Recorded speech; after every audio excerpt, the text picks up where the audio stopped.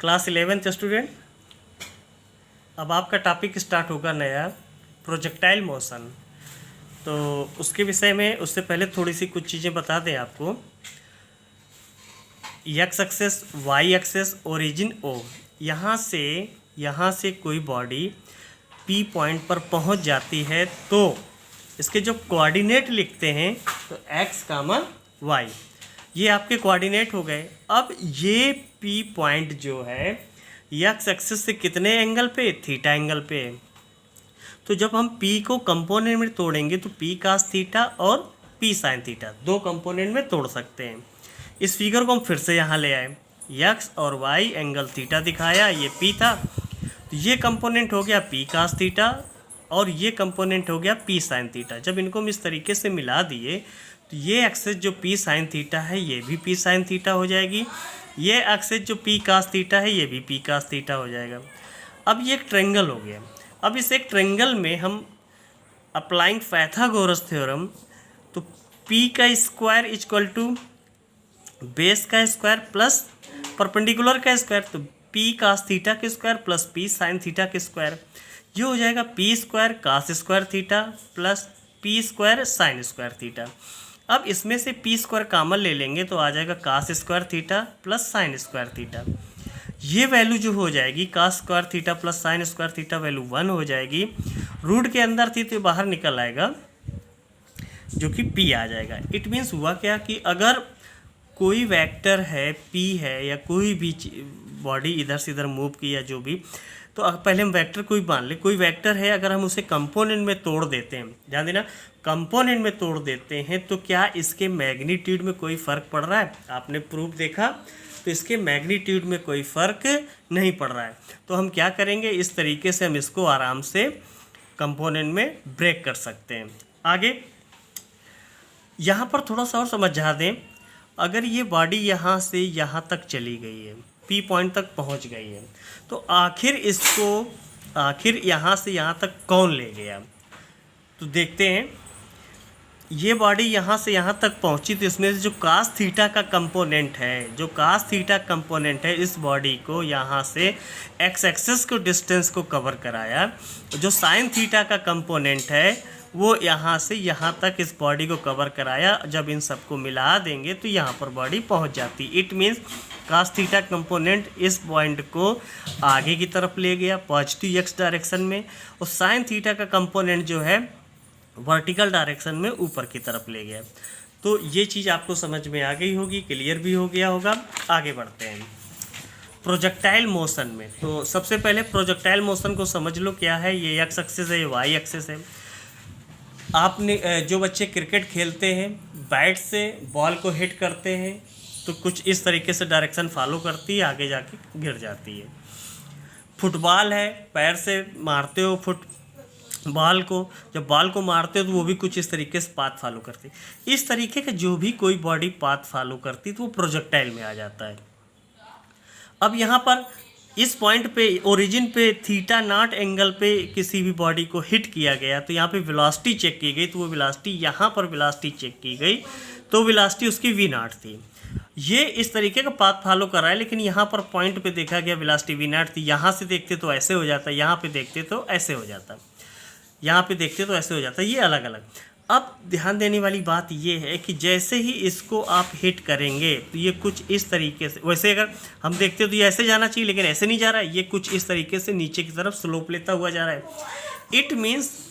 It means इस पे एक एक्सीलरेशन लग रहा है जो इस बॉडी को नीचे की ओर ला रहा है। वो एक्सीलरेशन है ग्रेविटेशनल एक्सीलरेशन है, जो कि -g के साथ शो किया है कि वो उसको पे लगातार जैसे ही बॉडी थ्रो करोगे, एक फोर्स अप्लाई करोगे, उस पर तुरंत लगना शुरू हो जाएगा। तो इसके विषय में हम लोग अब डिस्कस करते हैं, देखते जाओ। Projectile motion, we consider the motion of a projectile an object that is in flight after being thrown or projected is called projectile. हम किसी भी बॉडी को थ्रो कर दें किसी एंगल से कैसे भी, तो वो जो है इस तरीके से फ्लाइट करती रहे, वो आपका प्रोजेक्टाइल कहलाएगा। Such a projectile might be a football, cricket ball, any other object. The motion of a projectile may be thought of as the result of two separate simultaneously occurring components of motion. इस पे projectile के motion में आपने देखा कि दो component अपना काम अलग अलग कर रहे हैं।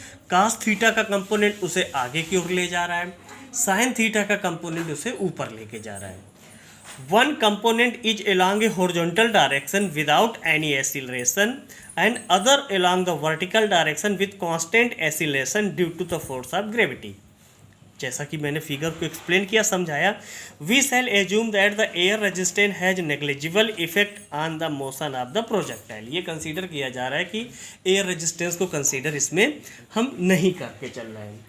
आगे आता है suppose that the projectile is launch with velocity v not that makes an angle theta naught with the x axis. यहाँ पर क्या हुआ कि जैसे प्रोजेक्टाइल इस पर आपने क्या किया, बॉडी को थ्रो किया, एक्स एक्सिस से यहाँ पर आपने एंगल थीटा नॉट ले लिया। Okay, after the object has been projected the acceleration acting on it is that due to gravity which is directed vertically downward. ये हमने पहले एक्सप्लेन किया था कि जैसे ही बॉडी को थ्रो करा दोगे उस पर ग्रेविटेशनल एक्सीलरेशन नीचे की ओर तुरंत लगना शुरू हो जाएगा। तो लिखा ए इक्वल टू माइनस का जी जे।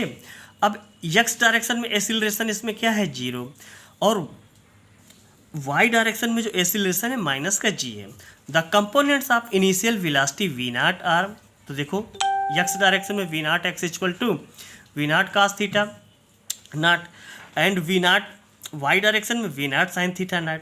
If we take the initial position to be the origin of the frame of reference, हम जो भी कंडीशन लेंगे इस पॉइंट ओ से लेंगे और ओ से ही कैलकुलेशन लेंगे, तो हमारा फ्रेम ऑफ रेफरेंस में जो कैलकुलेशन पॉइंट हो गया वो ओ हो गया, ओरिजिन हो गया। आगे बढ़ते हैं। सो ओरिजिन के केस में ध्यान देना, यहाँ पर ये 0 0 आ रहा है। सो ओरिजिन के केस में x 0 equal to 0, y 0 equal to 0। Next, अब हमें चाहिए formula distance equal to velocity into time. तो डिस्टेंस इक्वल टू, ये डिस्टेंस कौन सी है कि x डायरेक्शन में उसने किसने डिस्टेंस फाइंड की, उसके विषय में वी नॉट एक्स था, तो वेलोसिटी इन x डायरेक्शन में V naught cos theta, time t था, तो ये फार्मूला था, फार्मूले में वैल्यू पुट कर दी।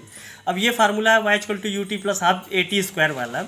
ये वैसे फार्मूला तो चलता है S equal to U T plus half A T square, लेकिन यहाँ पर ग्रेविटेशनल का केस चल रहा है। Y equal to V Y T minus half G T square, G minus sine ले लिया, और ये वाई डायरेक्शन के लिए तो Y equal to V naught sine theta not T minus half G T square, ये जनरेट हो गया।